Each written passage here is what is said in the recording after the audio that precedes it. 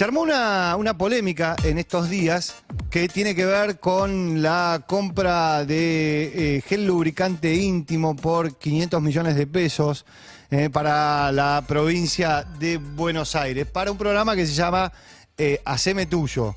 Ya estamos en comunicación con Nicolás Crepla, que es ministro de Salud de la provincia de Buenos Aires.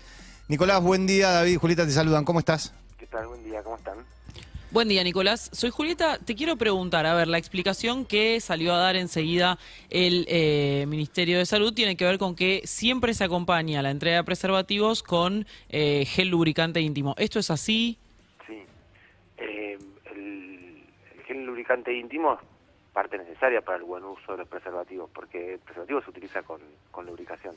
En muchísimos casos la lubricación es natural, entonces no se utiliza, y ustedes habrán visto que suele venir un sobrecito de gel junto con los preservativos. Sí. Eso lo que termina sucediendo muchas veces es que la pareja, las personas que utilizan el preservativo pero no precisan, no quieren utilizar el gel, descartan ese gel. Acá tuvimos una conversación fuera del aire y decíamos si cada vez que alguien va a comprar preservativos viene con ese sobrecito o no.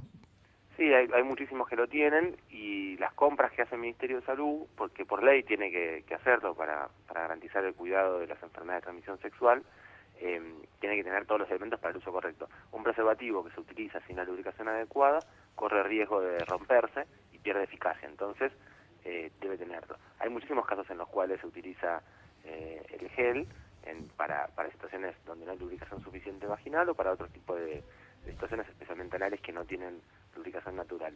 Y es para reducir el riesgo de VIH. El programa no se llama Haceme Tuyo, eso es la campaña publicitaria, tiene 3 años de historia ya esa campaña, es una forma de marketing, digamos, Sí, para que la gente se acerque al preservativo. Esto es una compra dentro de la Dirección Provincial de lucha contra el VIH, enfermedad de transmisión sexual, que existe hace muchísimo tiempo, existe por ley. Lo único que sucede es que nosotros decidimos comprarlo por separado para que, y primero agarrar dinero, porque el envase es más grande, y además puede llevárselo la persona que lo va a necesitar. Hay gente que ya sabe que lo tiene que usar, entonces lo puede tener lo lleva consigo, y no es necesario que esté junto con los preservativos. Siempre se compra preservativos, encarecía mucho el precio de los preservativos y se echaba mucho a perder y se desperdiciaba. El objetivo de esto es reducir el gasto y ser más eficiente con la llegada, que el que lo precise tenga la cantidad que necesita. Es lo único que sucedió. Después, a mí me preocupa que se haga sobre esto, que algunos especies de comunicadores o redes sociales lo digan.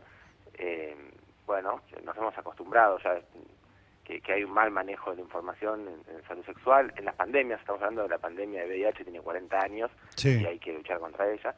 Que dirigentes políticos lo tomen como una forma de ir en contra de las políticas públicas es delicado, porque preanuncia ajustes en elementos centrales, como por ejemplo la lucha contra el VIH.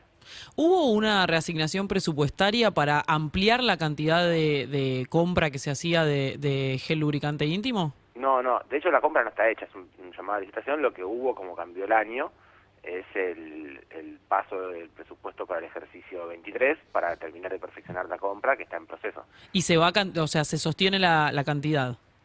Son las necesidades que tenemos para la población de la provincia de Buenos Aires. Después de hecho no está hecha la compra, y el precio de referencia está casi 4 veces por debajo del precio de mercado. Hay que ver si se puede completar la compra. Siempre esas cosas, sobre todo cuando hay aumento de precios continuos, hay que ver cómo termina la licitación. Pero por supuesto nosotros tenemos que proveer tanto preservativos como los alimentos para utilizarlos adecuadamente. Argentina viene reduciendo la prevalencia de VIH en el país, especialmente de transmisión sexual, y tenemos que hacer todo lo necesario para seguir sosteniendo este camino. Me parece que todo lo único positivo de todo esto es que ahora hay gente que sabe para qué sirve el gel, Claro. y sabe utilizar el preservativo inadecuadamente, y siempre es positivo. Pero también nos habla de la necesidad de más ESI, ¿no? Sobre todo en también personas que tienen voz pública. Más Sí, educación sexual porque integral, quiero decir. la tasa de embarazo adolescente no se reduce, o sea, eso se sostiene con el correr de los años, se sostiene. Otra cosa que te quiero preguntar, Nicolás, es, ayer hubo referentes de la oposición que salieron a decir, bueno, estas son las prioridades del kirchnerismo. ¿Cuál es tu respuesta a eso? Bueno, sí, claro, la salud son las prioridades del kirchnerismo, y dentro de la salud la prevención de enfermedades de transmisión sexual como el VIH son prioridades. Nosotros hemos tenido programas de vacunas, programas que garantizan la lucha contra el VIH, también probemos medicamentos. Me parece que está claro, nosotros asumimos el ministerio, teníamos el 5,1% del presupuesto de la provincia está destinado a la salud, para el 23 es el 7,9%. Así que sí, son prioridades, va creciendo la inversión en salud, pero en todas las líneas, ¿no? Porque tenemos el banco de prótesis, por ejemplo, antes nos entregaban prótesis en los hospitales de la provincia, como se decía, si alguien tenía un accidente, necesitaba una prótesis, terminaba con una subasta familiar, vendiendo, bueno, eso ya no pasa más porque tenemos una inversión de más de 6.000 millones de pesos en prótesis en la provincia. Tenemos ya 132 centros de salud nuevos que hicimos en todos los municipios. Estamos arreglando los hospitales, se incorporó muchísimo personal, arreglamos los quirófanos, que hay mucha inversión en salud. Bueno, puede ser que uno diga, estas son las prioridades. Sí, son las prioridades. Estamos hablando con Nicolás Kreplak, que es ministro de Salud bonaerense. Ministro, lo que se está viendo también es que hay un incremento de casos de COVID. Esto tiene que ver con, para ustedes, ¿no? La época del año tiene que ver con que bajó el ritmo de vacunación, la gente no está terminando de cumplimentar la vacunación. Bueno, hemos tenido una ola muy grande que la última semana empieza a mostrar un descenso, pero hasta las últimas 4 semanas, esta última no, las 4 semanas anteriores hubo un aumento muy significativo de los casos. Tiene que ver con una subvariante que es la BQ11, que hizo un brote en el hemisferio norte, en Estados Unidos, bueno, casi todo el mundo produjo un brote. De hecho, ahora en Estados Unidos y en algunos lugares del hemisferio norte que están en invierno, está apareciendo una nueva variante, que hay que observarlo bien por si puede volver a producir un brote acá. Ahora, con las pocas limitaciones que hay de la circulación, es posible que estos movimientos de variantes sean mucho más rápidos. Pero bueno, un poco por eso no hay ningún tipo de restricción, así que se hace bien rápido. Eso motivó también un aumento en la vacunación, por suerte, venía cayendo mucho la vacunación, volvió a subir, pero insistimos con que es importante, sobre todo las personas mayores de 50 años y con factores de riesgo, tener todas sus dosis, ahora son 5 dosis, sí. Y sobre todo que las últimas, lo que se ha visto, es que si bien aumentaron las internaciones muy poquitito, aumentaron en las personas que no se habían vacunado en los últimos 6 meses. Así que sobre todo las personas con factores de riesgo, que insisto son enfermedades crónicas o mayores de 50 años, o personas gestantes también, que se tienen que dar una vacuna en estos últimos 6 meses. Si no tienen todavía la quinta, hay que darse la quinta. En relación a eso, ministro, ¿hay algún dispositivo de refuerzo de la campaña de vacunación en la costa atlántica, teniendo en cuenta el momento del año en el que estamos? Sí, tenemos en la costa muchísimas postas. Primero hay 45 postas distribuidas en los principales paradores y lugares turísticos con información para que uno pueda ir, acercarse y saber exactamente dónde están los vacunatorios en qué horario, pero después están los vacunatorios que hemos puesto de la provincia, más todos los municipales, en toda la costa fortalecidos, son más de 1.200 trabajadores que están fortaleciendo la campaña de verano en la costa. ¿Y uno va y se vacuna?